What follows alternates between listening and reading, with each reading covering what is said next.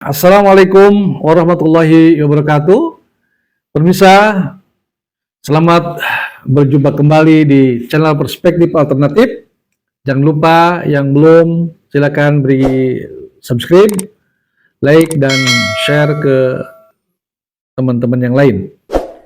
Saudara-saudara, kita sekarang sedang menghadapi pemilihan presiden untuk tahun 2024 ini. Kita semua sudah tahu bahwa ada 3 calon presiden sekarang ini. Yang pertama adalah Bapak Anies Baswedan, yang kedua Bapak Prabowo, dan yang ketiga Bapak Ganjar. Saudara-saudara, mari kita analisis ketiga calon ini dari segi kepatutan, dari segi kepantasan, dari segi kredibilitas tentunya ya. Kredibilitas artinya sosok yang dapat dipercaya ya, sosok yang dapat diyakini sebagai seorang yang patut menjadi pemimpin negeri ini gitu ya. Nah, oleh karena itu saudara-saudara, kita harus tahu ada beberapa indikator yang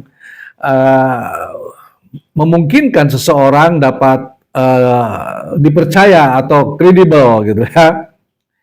Saya melihat ada 3 aspek ya, atau 3 indikator yang memungkinkan seseorang itu menjadi sosok yang kredibel untuk jadi seorang pemimpin bangsa ini ya.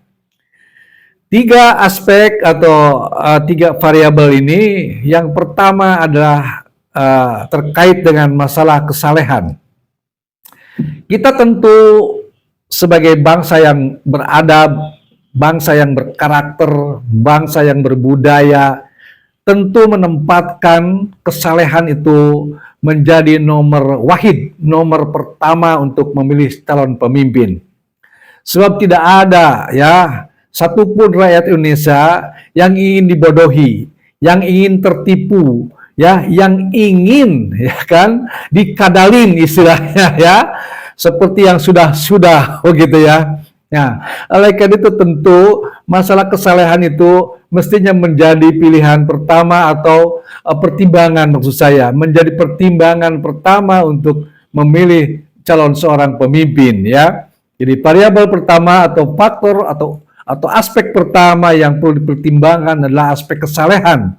Kesalehan ini di dalamnya terkait dengan kejujuran, ya kan, tanggung jawab, disiplin, ya kan, ya, memiliki keberanian moral, ya kan, berkarakter gitu ya, integritas, ya kan.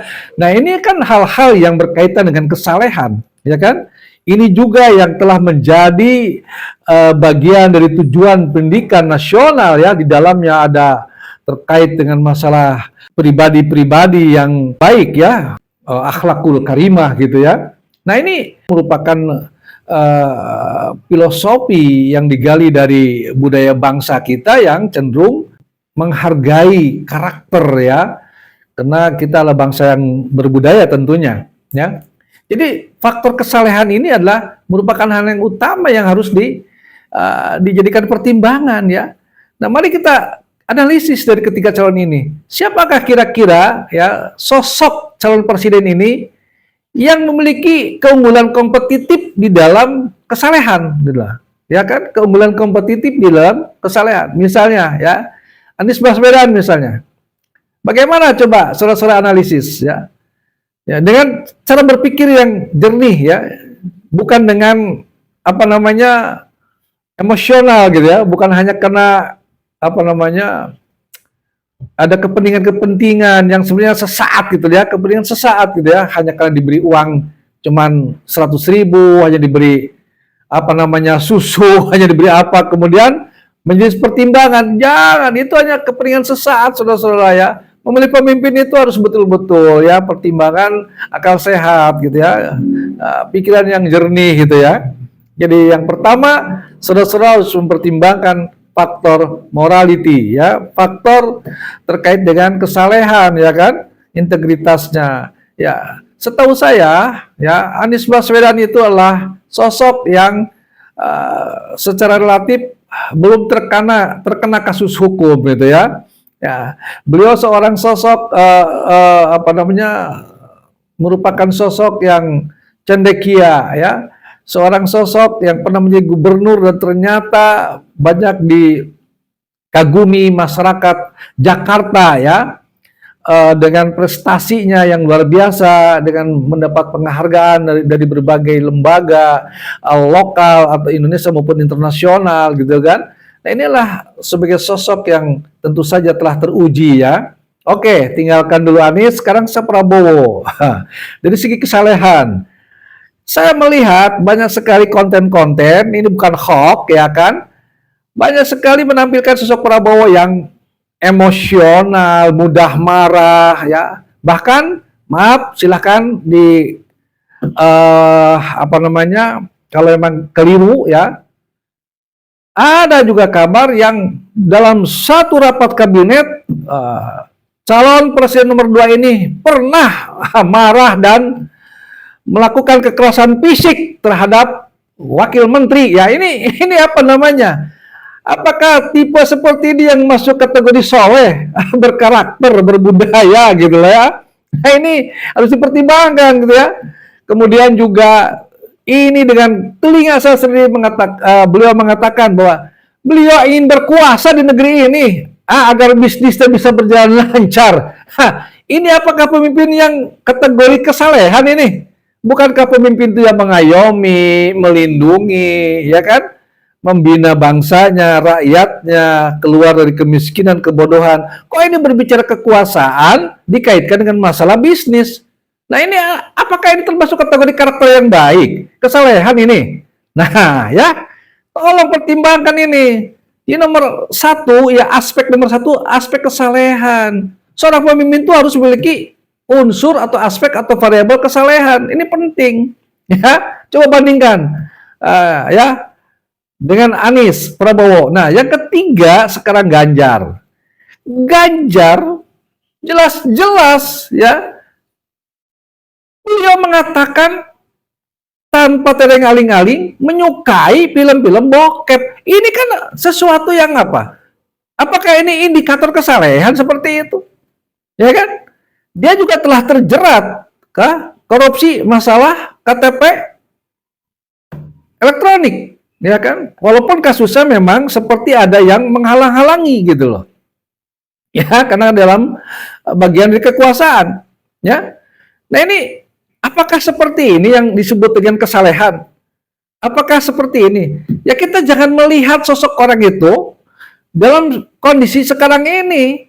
Ya, semua orang itu, semua calon itu tentunya tersenyum. Ya, semua calon itu seakan-akan baik di hadapan calon pemilihnya. Kebaikannya kebaikan sesaat ketika dia membutuhkan. Ya kan, membutuhkan apa? Membutuhkan dukungan masyarakat. Nah, jadi janganlah kita itu faktor-faktor situasional sekarang ini dijadikan dasar untuk memilih. Tapi track recordnya, ya kan? Bagaimana ya perilaku di sebelumnya, ya kan? Ya, bagaimana ya? Itu harus dipertimbangkan, ya. Jadi aspek kesalehan ini saja saya melihat Anies adalah memiliki keunggulan, ya, keunggulan kompetitif, ya. Itu aspek kesalehan. Silakan pertimbangkan benar-benar ya. Yang kedua adalah yang kedua adalah aspek kompetensi, ya, kompetensi, keahlian, kecakapan, kemumpunian gitu kan ya. Nah, kita lihat sekarang kemumpunian, kecakapan ini terkait dengan kecerdasan intelektual, kecerdasan emosional, ya kan, ya, kecerdasan spiritual di situ, ya, kemumpunian seseorang, ya. Kalau kita lihat dari segi kemampuan dia memaparkan visi misinya, ya, jelasnya dia secara detail menjelaskan berbagai program, ya, dengan sangat lancar. Ya, keluar demikian dapat dipahami, mudah dipahami oleh orang, ya kan? Nah, ini menunjukkan adalah kecerdasan. Ya, dalam istilah kepemimpinan Nabi itu adalah patonah. Ya, kalau tadi sidik dan amanah, ya, kesalehan itu terkait dengan sidik dan amanah. Dan yang ini adalah tentang patonah ya. Jadi kemampuannya dia memaparkan pikirannya ya kan, melalui apa namanya, bahasa yang mudah dipahami dan sebagainya ya kan. Dia seorang pakar dalam masalah kenegaraan ya kan. Dia mampu menjelaskan berbagai hal tanpa harus membaca, tanpa berpikir banyak kata dan sebagainya gitu kan.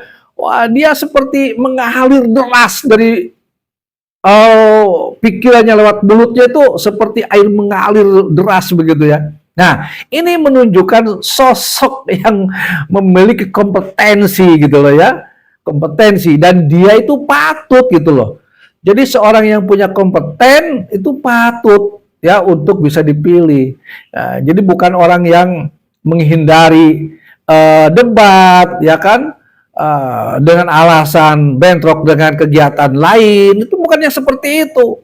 Ya, seorang yang cerdas, seorang yang didukung oleh intelektualitas yang mumpuni akan selalu bersedia diajak debat ya. Dan saya perhatikan dalam berbagai acara debat, Anies itu luar biasa ya. Ini ya. Jadi kalau yang lain enggak, banyak goyangnya gitu loh. Lo kok di debat malah masih goyang-goyang gitu loh. Itu banyak goyang-goyang apa gitu loh ya. Nah, ini yang satu juga ya lumayan lah. Tapi ya kalau menurut saya dari ketiga ini ya kan, yang punya keunggulan kompetitif terkait dengan masalah kompetensi itu Anies Baswedan masih tetap nomor wahid ya. Jadi nggak ada gitu lah yang lain itu ya. Jadi banyak fotokopi ya kan, dari pendahulunya gitu kan, tidak memiliki konsep yang jelas ya, berlindung di balik apa namanya kekuasaan yang sekarang yang ada gitu. Nah, ini kan di mana kedewasaannya? Ya, kedewasaan itu kan tidak berkaitan dengan usia. Kalau usia oke lah, dia mungkin super dewasa, bahkan udah lansia gitu lah. Tapi kan pengalaman itu tidak memiliki hubungan apa namanya linier ya antara usia dengan pengalaman ya. Saya lihat Anies walaupun mungkin relatif lebih muda gitu kan, pengalamannya dalam hal masalah akademik, dalam masalah kepakaran itu saya melihat lebih unggul. Dan beliau ini termasuk 100 tokoh yang diakui dunia gitulah, dan dalam berbagai kesempatan menjadi narasumber di berbagai pertemuan internasional. Anies Baswedan begitu gagahnya memaparkan pikiran-pikirannya. Luar biasa lah pokoknya, nggak ada duanya deh. Ini yang kedua ini ya, kompetensi ya kan. Oke. Jadi analisis saya yang kedua ini, kompetensi tetap dibenarkan oleh Anies. Yang ketiga adalah masalah komunikasi. Ya, seseorang itu untuk menjadi seorang pemimpin itu harus mampu berbicara, menyampaikan gagasan pikiran yang mudah dicerna, mudah dipahami gitu kan. Juga mampu mendengar. Ya, salah satu kemampuan komunikasi itu bukan hanya berbicara, tapi juga mendengar. Nah, jadi sosok yang paling kelihatan mampu berbicara ya, yang lugas, berbicara yang mudah dipahami ya, kemudian juga yang mampu mendengar dengan baik. Dari ketiga calon itu saya melihat adalah Anies Baswedan itu luar biasa. Bayangkan dalam hitungan menit ya, dijatah oleh KPU dalam debat, beliau mengatakan sesuatu itu dengan lantang, dengan lancar, dan mudah dipahami. Ya, bukan ngalor ngidul kemana-mana ya. Anies itu luar biasa gitu ya. Dari segi kemampuan berbicara berbahasa, beliau juga lah sangat luar biasa dalam penguasaan bahasa asingnya ya. Kita lihat bagaimana Anies Baswedan ini dalam pertemuan internasional menggunakan bahasa Inggris luar biasa, seperti bukan orang Indonesia ya, tapi betul-betul orang Barat gitu kan ya. Jadi ngomongnya lancar ya kan dan sebagainya. Nah, ini adalah kenyataan ya yang harus dapat dipertimbangkan oleh saudara-saudara ya. Jangan terlalu emosional ya. Udah pakai akal sehat aja, pikiran yang jernih lah ya. Kita lihat ya, negeri ini butuh seperti itu nih, butuh orang seperti itu untuk kemajuan bangsa ini ya. Jangan tertipu lah dengan ucapan-ucapan manis, bagi ini, bagi itu. Emang bangsa Indonesia bangsa pengemis gitu, ya kan? Jangan, bangsa Indonesia diposisikan sebagai bangsa yang sehat lah ya, yang punya potensi untuk dikembangkan, bukan punya potensi untuk diberi melulu, bukan ya. Ini penting. Itu ada pada Anies, kemampuan berbicara, komunikasinya meyakinkan, ya, kemampuan bernegosiasi, ya kan, kemampuan untuk menjadi mediator, ya, kemampuan untuk berbicara sugesti, persuasif, itu ada pada Anies semuanya, ya. Jadi kemampuan berbicara persuasif, berbicara empati, itu semua ada pada Anies. Kemampuan komunikasi seorang pemimpin itu sangat penting ya. Nah, jadi dari ketiga aspek, yang pertama kesalehan, yang kedua kompetensi, yang ketiga komunikasi, semuanya adalah ada pada Anies Baswedan. Anies adalah unggul dari kedua calon lainnya. Ini menjadi pertimbangan kita untuk memilih calon presiden di tahun ini, ya kan? Dan kalau saudara memilih Anies Baswedan, bahkan mendapat bonus, satu bonus dari Anies Baswedan. Apa itu? Dia lebih ganteng dari yang lain-lainnya.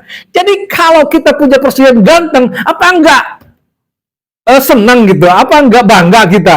Ya kan? Daripada ya presiden yang tidak ganteng, ya kan?